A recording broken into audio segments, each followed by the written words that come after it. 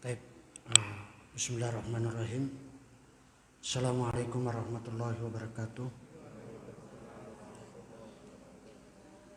Innal hamdalillah nahmaduhu wa nasta'inuhu wa nastaghfiruh wa na'udzu billahi min shururi anfusina wa min sayyiati a'malina. May yahdihillahu fala mudilla lahu wa may yudlil fala hadiyalah. Asyhadu an la ilaha illallah wahdahu la syarika lah wa asyhadu anna Muhammadan abduhu wa rasuluh sallallahu alaihi wasallam wa ba'd. Jamaah sekalian rahimani wa rahimakumullah jami'an. Insyaallah malam hari ini kita lanjutkan pembahasan kita dari kitab Al-Qawaidul Musla fi Sifatillahi al-Uliya wa Asma'ihi al-Husna. Syekh Ibnu Utsaimin. Kita masuk pada malam ini kaidah yang keempat. Kaidah yang keempat itu adalah berkaitan dengan dilalatu asma'illahi ta'ala ala zatihi wa sifatihi takunu bil mutabaqah wat tadammun wal iltizam. Dilalatu asma'illahi ta'ala, penunjukan nama-nama Allah subhanahu wa ta'ala ala zatihi wa sifatihi, terhadap zat dan sifatnya, takunu, dapat dilakukan dengan cara bil mutabaqah. Mutabaqah itu artinya penunjukan nama dan sifat sekaligus. Mutabaqah itu artinya nama dan sifat sekaligus. Seperti misalnya Allah punya nama Ar-Rahman.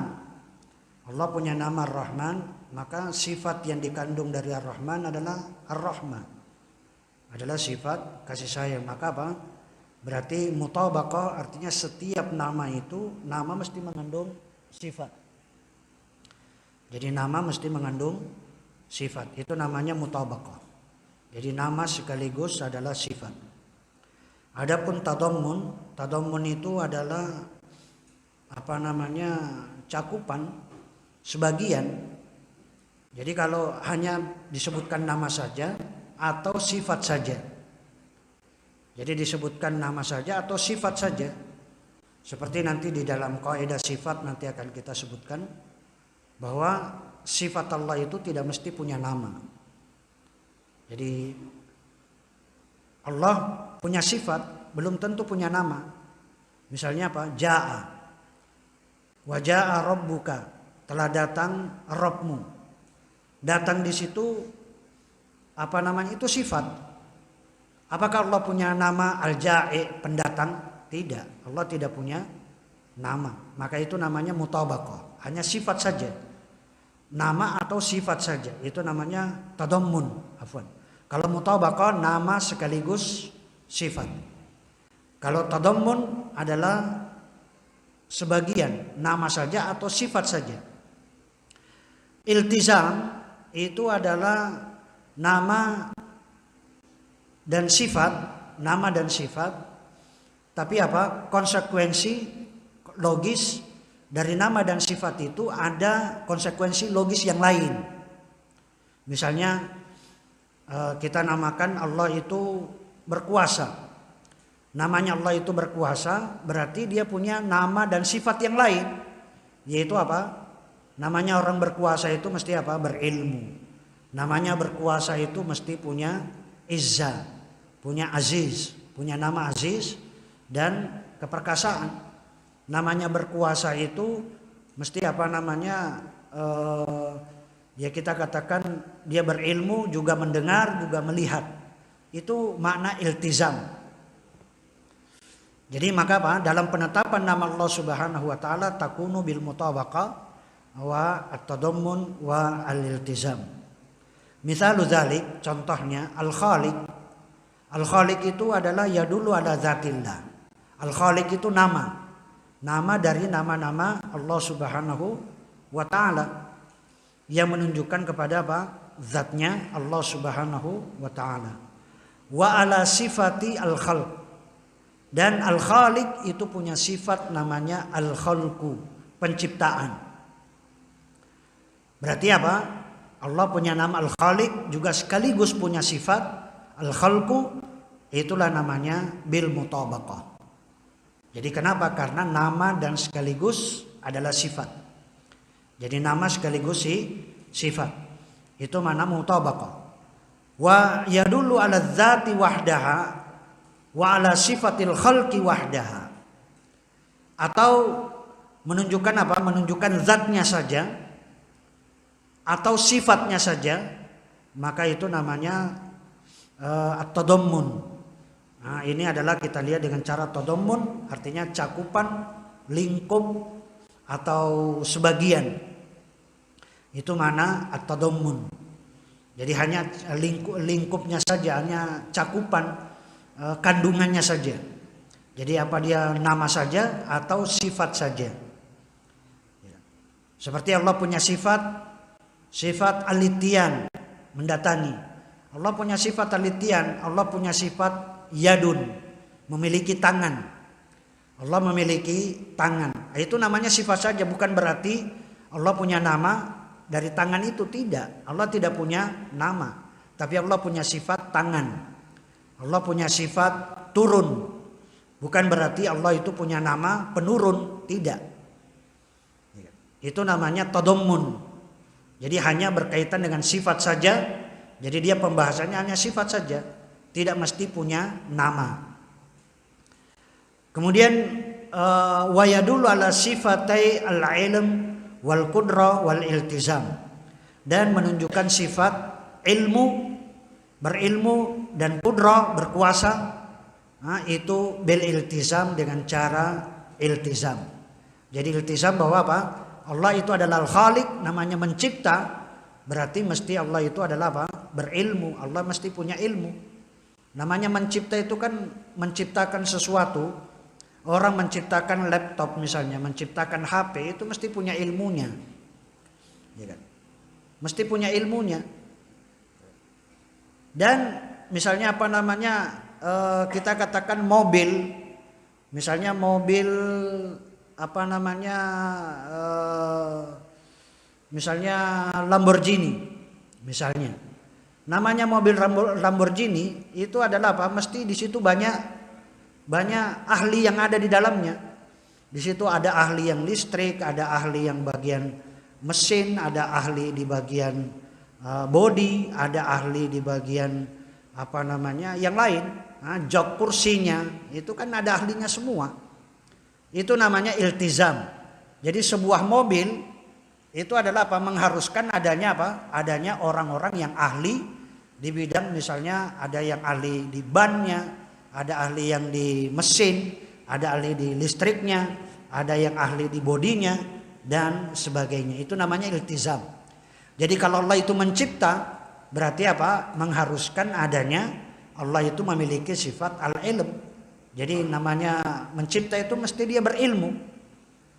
Mesti dia juga apa namanya wal qudrah, mesti juga berkuasa. Namanya mencipta itu mesti dia punya kekuasaan.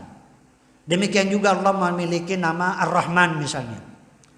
Allah memiliki nama Rahman, kasih sayang, penyayang.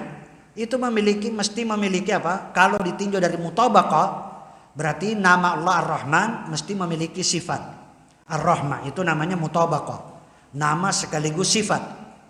Tapi kalau hanya sifatnya saja kita bahas, maka itu adalah tadammun. Itu hanya tadammun. Adapun iltizam dari sifat dari nama Ar-Rahman, Allah memiliki kasih sayang, berarti apa? Mesti Allah itu adalah apa? Allah itu mesti namanya kasih sayang, berarti dia mesti maha lembut. Nah, dia adalah lembut, dia adalah orang yang apa? Dia zat yang lembut, dia zat yang baik, nah, dia zat yang apa namanya berilmu, nah, dia zat yang dan yang lainnya. Itu namanya iltizam. Jadi mengharuskan. Nah, kalau saya ambil contoh misalnya manusia, seorang diri saya misalnya, nama saya ini. Maka apa? Dari nama saya ini saya juga memiliki sifat, itu namanya mutabaqah. Nama sekaligus sifat. Tapi kalau orang membicarakan sifat saya saja, tidak membicarakan nama saya, sifatnya yang saya sifat saya yang dibicarakan itu namanya tadammun. Dan iltizam itu adalah bahwa saya nama ini mengharuskan adanya yang lain. Misalnya apa? Memiliki jabatan-jabatan yang lain atau sifat-sifat yang lain, ya kan? Jadi itu adalah ini contoh ya. Tadi saya contohkan mobil. Berarti apa? Kalau mobil ya secara keseluruhan itu namanya mutabaqah. Namanya mobil itu kan mesti ada mesin, ada bodi, ada jok kursinya, ada listriknya, ada apanya semua. Kunci yang sudah bisa siap pakai itu namanya mutabaqah. Tapi kalau kita bicara mobil itu hanya mesinnya saja, itu berarti tadammun. Atau kita bicara kursinya saja, itu namanya tadammun. Atau bicara tentang bodinya saja, itu namanya tadammun. Nah, iltizam itu adalah apa? Mengharuskan adanya yang lain. Misalnya apa? Kalau dia tabrakan, itu adalah begini. Kalau dia begini, itu adalah apa? Nanti ada yang lain berkaitan dengan mobil tersebut. Walihada lamma dzakarallahu khalqas samawati wal ard qala lita'lamu annallaha ala kulli syai'in qadir wa annallaha qad ahata bi kulli syai'in ilma. Walihada, oleh karena itu, lamma dzakarallahu, tatkala Allah Subhanahu wa taala menyebutkan atau menjelaskan penciptaan langit dan bumi, Allah Subhanahu wa taala berfirman, lita'lamu, agar kalian mengetahui, annallaha ala kulli syai'in qadir, bahwasanya Allah Subhanahu wa taala Maha Kuasa, wa annallaha qad ahata bi kulli syai'in ilma, dan sesungguhnya ilmu Allah benar-benar meliputi segala sesuatu. Tapi ini dalil yang menunjukkan bahwa Allah adalah apa? Allah memiliki al-khalq, pencipta, dan sekaligus adalah sifat namanya mutabaqah. Dan Allah Subhanahu wa taala al-khalq berarti dia memiliki kekuasaan, itu namanya iltizam. Jadi dikatakan lita'lamu annallaha ala kulli syai'in qadir. Qadir artinya apa? Bahan berkuasa. Itu berarti apa? Setelah Allah menyebutkan tentang penciptaan langit dan bumi, dia mengatakan menciptakan langit dan bumi, berarti dia adalah berkuasa atas segala sesuatu. Dan tentunya wa qad ahata bi kulli syai'in ilma, berarti Allah memiliki ilmu. Nah, itu namanya sifat iltizam. Mengharuskan adanya menciptakan itu, ada kekuasaan dan ada ilmunya. Wa dilalatul iltizam mufidatun jiddan. Mempelajari tentang iltizam, artinya dilalatul iltizam, cara kita beriltizam. Iltizam itu konsekuensi logis dari nama-nama dan sifat-sifat Allah. Mufidatun, sangat bermanfaat, jiddan, bermanfaat sekali, li talibil ilm, bagi para penuntut ilmu.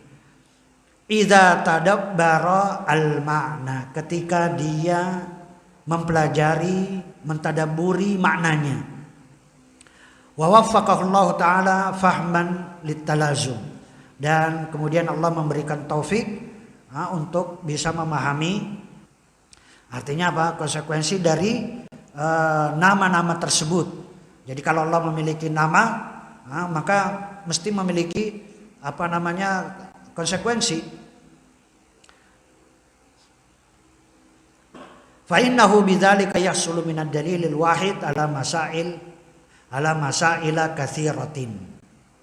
Sehingga dari satu dalil kita bisa mendapatkan apa? Faedah, yaitu masalah-masalah yang banyak. Artinya dia bisa menjawab masalah-masalah yang banyak. Jadi misalnya kita katakan Allah Subhanahu wa taala ya mutakallim, berbicara. Berarti Allah Subhanahu wa taala berbicara itu nama. Allah namanya berbicara, mutakallim. Nah, berarti kalau di kita setiap nama mesti mengandung sifat bahwa Allah itu adalah punya pembicaraan, ya kan? Itu namanya mutabaqah. Mutakallim, Allah punya sifat at-takallum, berbicara. Ini namanya mutabaqah. Kalau tadammun kita bicara hanya pembicaraannya Allah saja. Misalnya apa? Wa kallamallahu Musa taklima. Allah berbicara kepada Musa. Maka apa? Allah berbicara kepada Musa, kita hanya bicara sifatnya saja, berarti ini tadammun. Ini adalah tadammun. Demikian juga Allah Subhanahu wa taala berbicara dengan Rasulullah SAW ketika Isra dan Mi'raj. Ini adalah apa? Berbicara langsung. Itu kita hanya membicarakan Allah berbicara kepada Rasulullah SAW. Itu namanya tadammun. Kemudian berbicaranya Allah, iltizamnya adalah konsekuensi logisnya dari adanya nama mutakallim. Berarti Allah itu adalah mesti orangnya berilmu. Mesti namanya berbicara, dia tentunya berbicara dengan ilmu. Dengan ilmu pengetahuan tentunya dia berbicara dengan kalimat yang baik, dengan baik atau dinamakan maha baik. Demikian juga Allah berbicara tentunya dengan, itu namanya iltizam. Jadi adanya iltizam yang lain. Jadi dari satu dalil kita bisa mendapatkan jawaban itu banyak sekali. Nanti lebih rinci ketika kita bicara tentang secara rincian dari nama-nama Allah. Misalnya Allah punya nama Al-Alim. Nah, dari Al-Alim itu nanti akan kita bahas baik secara mutabaqah, secara tadammun dan secara iltizam, secara tersendiri. Nanti itu akan dibahas di kitab yang lain secara khusus yang Asmaullah Ta'ala yang 99. Yang 99 nama Allah itu akan ada rincian tersendiri dari nama-nama tersebut. Wa'lam anna al-lazim min qaulillahi ta'ala wa qauli rasulih sallallahu alaihi wasallam idza sahha ay yakuna laziman fa huwa haqqun. Ketahuilah bahwa anna al-lazim min qaulillahi, konsekuensi logis dari firman Allah, wa qauli rasulih sallallahu alaihi wasallam atau sabda Rasulullah sallallahu alaihi wasallam idza sahha ay yakuna laziman fa huwa haqqun. Itu adalah merupakan kebenaran apabila hubungan konsekuensi logis tersebut benar berdasarkan logika akal yang sehat. Wa dzalika li anna kalam Allah wa rasulih sallallahu alaihi wasallam, karena firman Allah Subhanahu wa taala, kalam Allah artinya firman Allah, wa rasulih dan sabda Rasulullah SAW, haqqun, itu mesti benar. Jadi apa yang diucapkan oleh Allah dalam Al-Quran itu adalah mesti benar. Dan apa yang disabdakan oleh Nabi SAW dalam hadits-haditsnya yang sahih itu pasti benar. Karena kita katakan ada hadis yang palsu. Ada yang mengatasnamakan hadis dari Nabi padahal itu bukan dari Nabi. Itu namanya hadis palsu. Atau ada hadis yang memang sangat lemah. Yang dhaif jiddan. Jadi memang dari orang-orang Rasulullah SAW mengatakan begini, nah dia mengatakan yang lain. Itu namanya jadi orangnya yang dipermasalahkan bukan hadits, bukan kalamnya dari. Nah ucapan Rasulullah SAW itu mesti benar. Tidak ada satupun hadits Nabi SAW yang sahih itu mesti keliru. Ini yang harus kita yakini. Berbeda dengan nanti dengan orang-orang mutakallim, dari orang-orang ahli kalam Mu'tazilah yang menganggap bahwa apa yang diucapkan oleh Nabi itu adalah itu atau kelompok-kelompok yang sesat lah. Padahal kita punya keyakinan bahwa sabda Rasulullah SAW yang sahih itu pasti benar. Walianna Allah Ta'ala alimun bima yakunu, dan Allah Subhanahu wa Ta'ala mengetahui apa yang bima yakunu laziman, apa yang menjadi konsekuensi logis min kalamihi, dari firman Allah Subhanahu wa taala, wa kalami rasulih sallallahu alaihi wasallam, dan sabda Rasulullah sallallahu fayakunu muradan, dan termasuk itulah yang diinginkan. Jadi apa yang disebutkan oleh Allah Subhanahu wa taala nanti dalam Al-Qur'an, nanti itu akan ada dibahas di mana? Di kaidah yang keempat dari nama dan sifat Allah Subhanahu wa taala. Bahwa kita harus memahami apa yang diucapkan oleh Allah dan apa yang disabdakan oleh Rasulullah SAW itu berdasarkan zahirnya.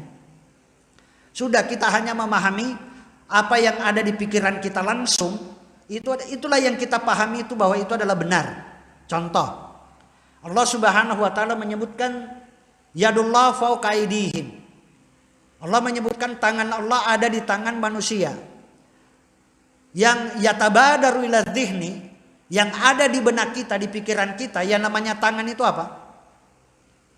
Tangan itu apa? Yang kita pahami yang ada ketika Allah menyebutkan tangan Allah ada di atas tangan mereka, berarti yang kita pahami tangan itu apa? Ada yang di pemikiran kita, ya kan? Tangan itu apa? Yang tangan yang kita pahami tangan ini, ya kan? Yang kita pahami itu adalah tangan. Cuma masalah bentuknya, kaifiyahnya itu tidak bisa kita samakan tangan Allah sama dengan tangan makhluk. Ya kan? Artinya apa? Kita itu tidak mungkin kita bisa memahami tangan itu artinya apa? Kekuasaan. Bisa nggak diartikan tangan itu? Anak kecil orang Arab itu ketika ditanya, "Aina lihat di mana tangan?" langsung bisa menyebutkan tangan. Tidak mungkin anak kecil orang Arab memahami yad itu adalah kekuasaan. Tidak mungkin. Sama dengan orang Indonesia. Orang Indonesia, di anak kecil yang usia 2 tahun, kita tanya tangannya mana, langsung bisa menyebutkan tangan. Kenapa? Karena yatabadaru ila dzihni, apa yang dipahami langsung dari pikirannya bahwa tangan itu adalah ini. Itu anak kecil orang Indonesia. Tidak mungkin anak kecil kita salahkan. Bukan tangan arti itu, artinya kekuasaan. Anak kecil nggak paham kekuasaan itu, ya kan? Sama dengan kalau kita memahami Allah punya mata. Allah punya mata. Mata anak orang Arab, anak kecil al-ain itu langsung memahami mata itu adalah mata hakiki. Tidak mungkin diartikan mata itu artinya mata-mata. Ya kan? Tidak mungkin diartikan mata itu artinya mata-mata atau pengawasan atau mana. Itu makna yang batin. Itulah yang disebutkan nanti dalam kaidah yang ke-7 nanti. Di situ ada apa? Ada ilhad, ada penyelewengan. Jadi merubah makna yang hakiki kepada makna yang tidak sebenarnya. Itulah disebut dengan tahrif. Atau dalam bahasa yang lain takwil. Takwil yang batil maksudnya. Dia memahami tangan itu artinya, makanya ketika nanti perdebatan yang ada di mereka memahami arsy itu apa? Ar-Rahmanu 'alal arsy istawa. Allah itu bersemayam di atas arsy. Istawa, anak kecil itu orang Arab ketika ditanya istawa langsung paham. Ya kan? Langsung paham. Kalau kita ditanya orang Indonesia, Allah itu bersemayam di atas arsy. Bersemayam maklum, artinya sudah paham. Tapi ketika diartikan bersemayam itu diartikan bukan bersemayam, artinya berkuasa. Orang Arab ini, mana istawa bimana istaula. Nah, itu adalah apa? Orang Arab tidak memahami istawa bermakna istaula, berkuasa. Ini namanya sudah tahrif, sudah merubah makna yang sebenarnya kepada makna yang batil. Nah, ini adalah apa? Dan konsekuensi bahwa apa yang disabdakan oleh Allah, disabdakan oleh Nabi SAW atau yang difirmankan oleh Allah itu sudah pasti benar. Jadi nanti akan contoh lebih banyak ketika kita misalnya Misalnya Allah Subhanahu wa taala punya kaki, punya sifat nanti akan banyak sifat yang akan kita sebutkan. Jadi Jadi kita harus memahami Al-Quran dan memahami hadits Nabi Shallallahu Alaihi Wasallam tentunya yang dikehendaki oleh Allah dan dikehendaki oleh Rasulnya Shallallahu Alaihi Wasallam. Dan termasuk kelancangan bagi kita ketika yang diinginkan oleh Allah itu adalah tangan, misalnya tangan yang hakiki. Kok kita memahami tangan itu tidak bermakna hakiki, bermakna berkuasa, makna majas atau makna majas. Maka ini Allah tidak menghendaki makna itu, ya kan? Demikian juga Rasulullah SAW berbicara Allah itu turun ke langit dunia. Turun ke langit dunia, maka mana turun? Jangan dipahami mana turun adalah dipahami turun. Oh, itu turunnya bukan turunnya Allah Subhanahu wa taala. Itu berarti apa? Turunnya maknanya itu bukan turun. Yang turun itu maknanya pengawasan, utusannya, bukan itu yang. Nah, itu adalah makna yang lain. Nah, tidak bisa dipahami seperti itu. Bukan dikehendaki oleh Allah Subhanahu wa taala makna tersebut. Kama qala ta'ala. Wa ammal lazim min qauli ahadi siwa qaulillahi wa rasulihi sallallahu alaihi wasallam falahu salasu halatin. Adapun konsekuensi logis dari ucapan yang bukan firman Allah, yang bukan firman Allah atau bukan sabda Rasulullah SAW, maka ada 3 keadaan. Jadi dalam penetapan nama dan sifat Allah, dalam memahami nama dan sifat Allah yang bukan bersandar kepada Allah, firman Allah, dan bukan bersandar kepada Rasulullah, sabda Rasulullah, mesti ada 3 keadaan. Yang pertama adalah apa? Mengakui, yaitu ayyuzkara lil qail wa yaltazimu bihi. Jadi kelompok yang pertama adalah kelompok yang memahami konsekuensi dari ucapan firman Allah, ucapan yang bukan dari firman Allah dan Rasulnya, itu disebutkan kepada kepada yang mengucapkannya. Maka kepada yang mengucapkan dia mau mengakui dan menerima. Misalnya begini, Allah Subhanahu wa taala menyebutkan bahwa dia punya tangan. Ya, dia punya tangan. Maka kita sebagai makhluk itu langsung kita mengatakan apa? Oh iya, saya mengakui dan saya menerima Allah itu punya tangan. Atau Allah Subhanahu wa taala bersemayam. Iya, saya mengakui Allah itu bersemayam. Ketika Rasulullah SAW menyebutkan Allah itu adalah turun, maka kita mengakui, menerima bahwa Allah itu adalah turun. Ini adalah apa? Konsekuensi yang pertama.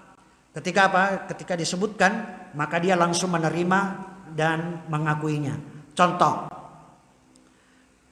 perkataan seorang yang menolak. Kan ada orang yang menolak Allah itu turun. Ada orang yang menolak Allah itu bersemayam. Dia menolak Allah itu datang. Dia menolak Allah itu punya makar. Nah, dia menolak Allah itu punya sifat menipu. Dia menolak semuanya. Maka perkataan seseorang yang menolak perbuatan-perbuatan Allah, misalnya perbuatan sifat fi'liyah. Sifat fi'liyah itu adalah perbuatan.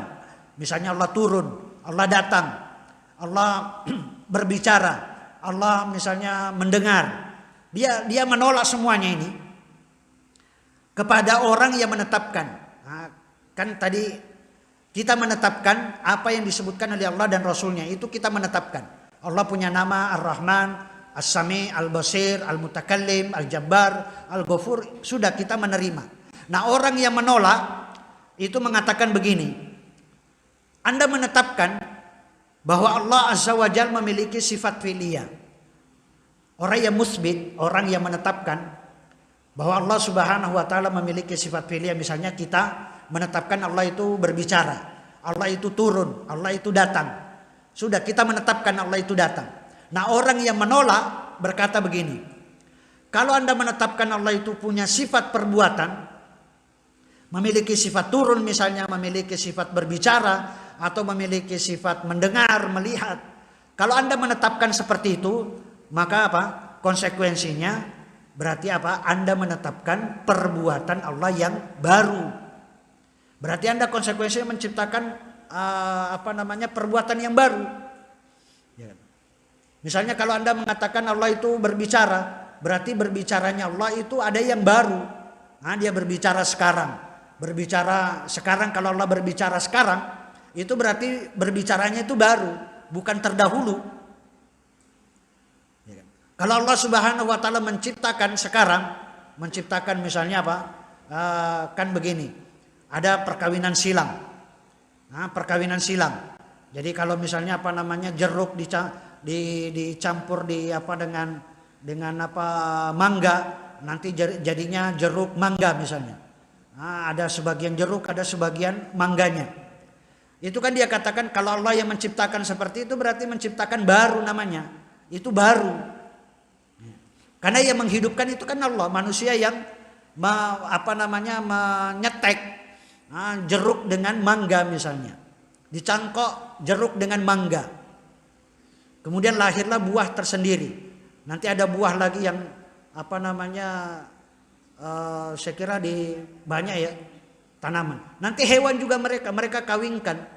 Mereka kawinkan, nanti sapi dikawinkan ini dengan ini, jadilah sapi ini. Sapi misalnya sapi Brahma, limosin dikawinkan dengan sapi Bali misalnya, jadinya seperti ini. Itu berarti Allah dikatakan bagi mereka, kalau kita kan menetapkan Allah itu mencipta. Nah, mereka menolak. Kalau Anda mengatakan Allah itu mencipta, berarti Anda mengatakan bahwa Allah punya sifat perbuatan yang baru. Sementara apa? Tidak mungkin seperti itu, ya kan?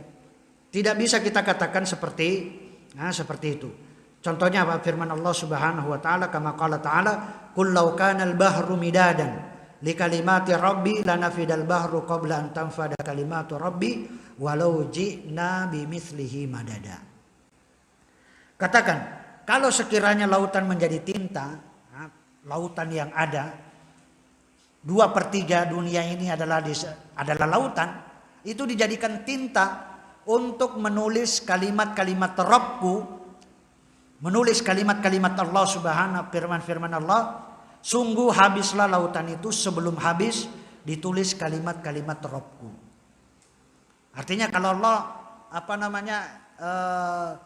jadi kalau misalnya Allah berbicara kita tulis, Allah berbicara kita tulis, tinta lautan itu akan habis untuk menulis kalimat-kalimat dari Rabb. Meskipun akan didatangkan lautan yang lebih besar lagi dari itu, misalnya 7 kali lipat dari lautan, kemudian dijadikan tinta lagi, maka tidak akan habis.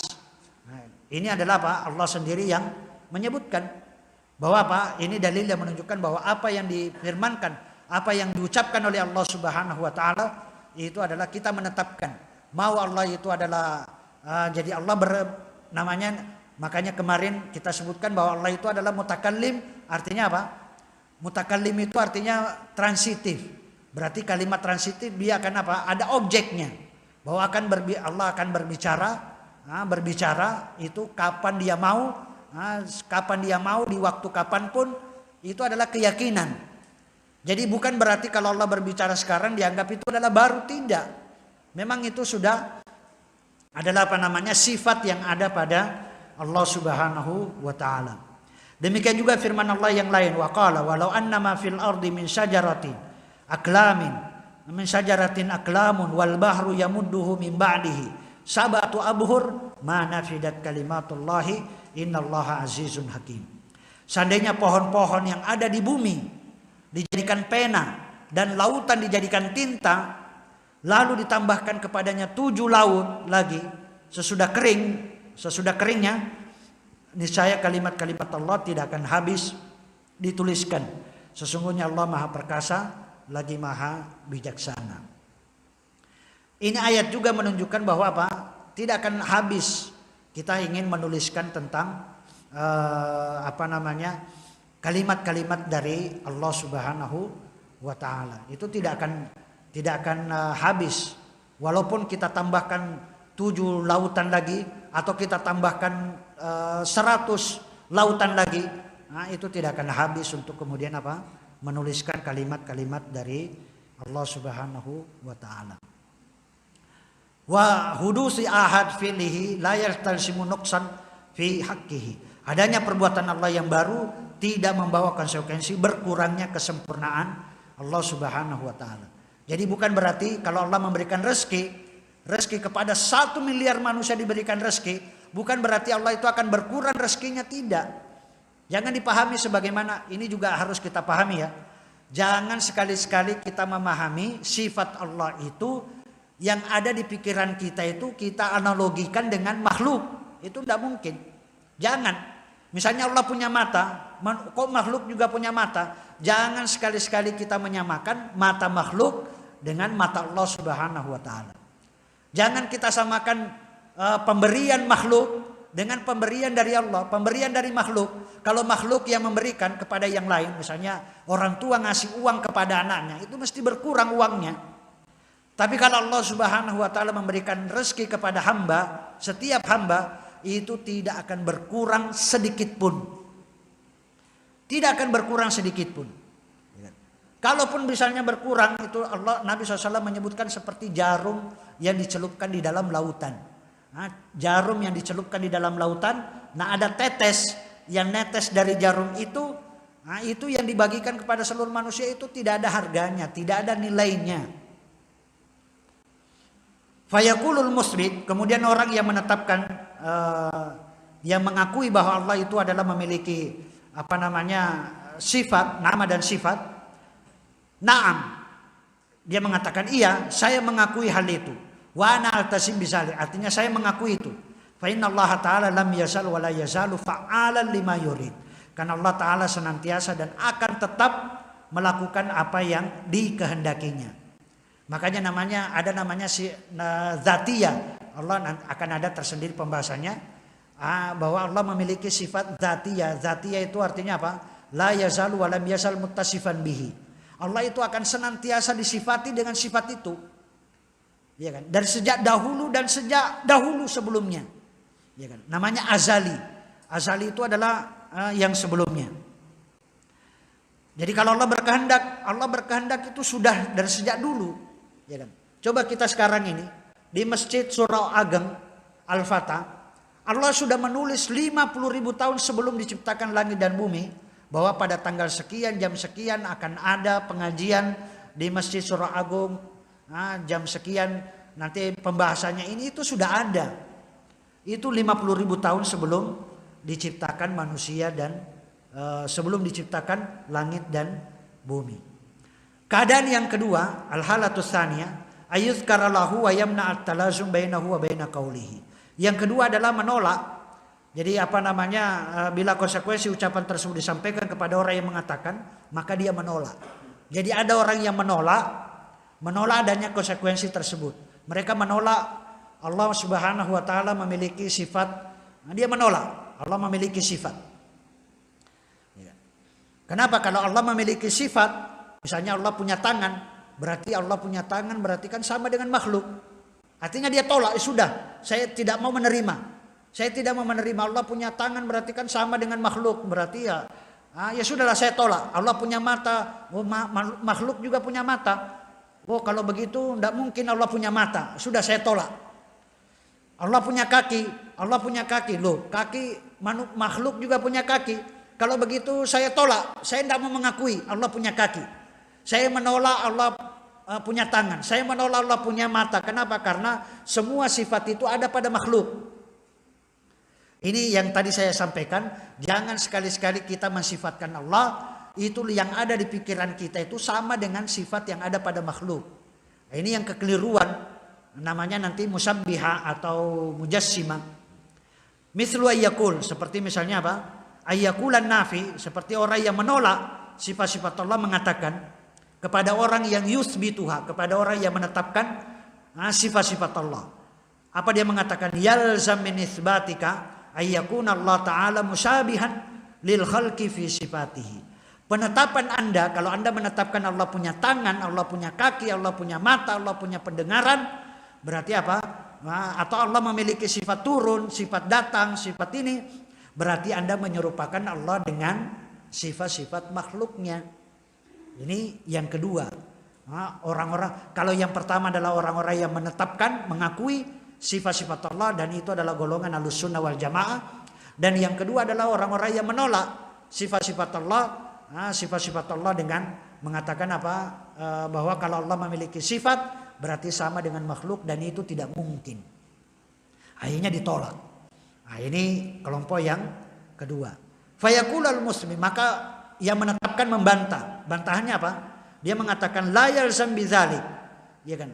Tidak mesti begitu. Lianna sifatillahi al-khaliq, karena lianna sifatil khaliq mudafatun ilaihi. Kenapa? Karena sifat fi'liyah bagi Allah itu hanya diperuntukkan untuknya saja. Lam tuzkar mutlaqa hatta yumkinu ma'alzam tabihi.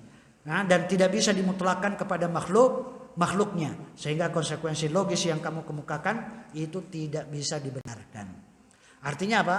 Kalau kalian misalnya tadi saya musbit, saya menetapkan Allah punya tangan, punya kaki, punya mata, punya hidung, punya telinga, punya betis, punya sifat turun, kita menetapkan. Kemudian orang yang menolak mengatakan kalau anda menetapkan Allah punya mata berarti Allah sama dengan makhluk. Artinya dia tolak. Sudah kami tolak. Kami tolak Allah punya mata. Kenapa? Karena kalau Allah punya mata berarti sama dengan makhluk. Tidak mungkin Allah sama dengan makhluk. Mereka dalilnya sama. Laisa kamitslihi syai' wa lam yakul lahu kufuwan ahad. Mereka tidak mungkin Allah itu sama dengan makhluk. Itu niatnya mereka masih bagus. Dia punya niat yang bagus apa? Dia pengen menolak Allah itu sama dengan makhluknya. Tapi dia jatuh dalam musabbihah, dia jatuh dalam menyamakan sifat Allah dengan sifat makhluk. Ya kan? Dia menolak Allah itu sama dengan makhluknya, tapi dia sendiri terjerumus ke dalam penyamaan sifat Allah dengan sifat makhluk. Wala hadza fatakunu muhtassa bihi laiqa bihi. Berdasarkan hal ini maka sifat-sifat fi'liyah, sifat perbuatan bagi Allah hanya khusus dan sesuai dengan zatnya Allah Subhanahu wa taala. Jadi Allah berbicara tentunya adalah laiqa bihi, tentunya sesuai dengan kebesaran dan keagungannya. Allah itu turun tentunya sesuai dengan kebesaran dan keagungannya. Kama annaka ayuhan nafi lis-sifati tusbitu lillahi ta'ala dzatan wa tamna'u ay yakuna musyabihan lil khalqi fi dzati fa ayyu farqin bainadz dzat was sifat. Sebagaimana Anda wahai penolak, wahai orang-orang yang menolak sifat Allah, perbuatan-perbuatan Allah, mereka mengatakan bahwa menetapkan bahwa Allah memiliki zat, namun zat Allah tidak serupa dengan zat makhluknya. Mengapa dalam masalah zat Allah Anda bersikap begitu, namun dalam masalah perbuatan Allah Anda bersikap lain? Contoh begini ya, ini memang asma wa sifat terlalu. Saya ambil contoh begini. Kalau Anda menolak, mestinya begini, sesama manusia. Tadi si A dan si B, sama nggak matanya? Beda ya kan? Si A dan si B matanya tidak sama ya kan? Anda menerima nggak ini? Sebagai makhluk, Anda menerima nggak? Menerima. Kenapa ketika sesama manusia Anda menerima? Ya kan? Menerima tidak sama. Kenapa ketika Anda mengatakan Allah itu sama dengan makhluk? Itu logikanya, paham ya? Jadi kalau sesama makhluk saja Anda mengatakan tidak menerima, tidak sama, sidik jari si A, si B, si C tidak ada yang sama, Anda menolak tidak sama. Tapi kenapa Anda mengatakan tangan Allah sama dengan tangan makhluk? Itu adalah bantahan kepada orang-orang yang musabbihah. Jadi Anda menetapkan, Anda bersikap begini, tapi juga Anda bersikap yang lain terhadap sifat-sifat Allah Subhanahu wa ta'ala. Dan kondisi yang ketiga, orang yang ketiga adalah ayyakuna lazim maskutan. Orang yang ketiga itu orang yang maskut. Maskut itu tidak mau komentar. Tidak mau komentar. Nah ini Allah mau punya tangan, mau punya mata, mau punya turun, mau punya sifat turun, sifat berbicara. Sudah terserah. Saya nggak mau tahu. Nah ini orang yang maskut. Yang maskutan. Nah orang yang maskutan ini termasuk orang yang paling jelek. Ini yang kelompok ketiga ini yang paling jelek. Karena tidak peduli dengan nama dan sifat Allah Subhanahu wa ta'ala. Allah mau punya sifat tangan, memiliki tangan, mau punya mata, mau punya kaki, ya terserah ya kan. Allah terserah. Saya tidak peduli dengan itu. Ini adalah kelompok yang ketiga. Jadi ada orang yang menetapkan sifat Allah, ada yang kelompok yang kedua yang menolak sifat Allah Subhanahu wa ta'ala, dan yang ketiga adalah orang yang tidak mau komentar dengan sifat Allah Subhanahu wa ta'ala. Jadi kelompok kedua itu adalah sesat, dan kelompok yang ketiga itu lebih sesatnya lagi. Kenapa? Karena kelompok yang paling jelek, paling buruk adalah kelompok yang ketiga, yang tidak mau tahu nama dan sifat Allah Subhanahu wa ta'ala. Wallahu ta'ala alam, aqulu qouli hadza astaghfirullah li wa lakum. Assalamualaikum warahmatullahi wabarakatuh.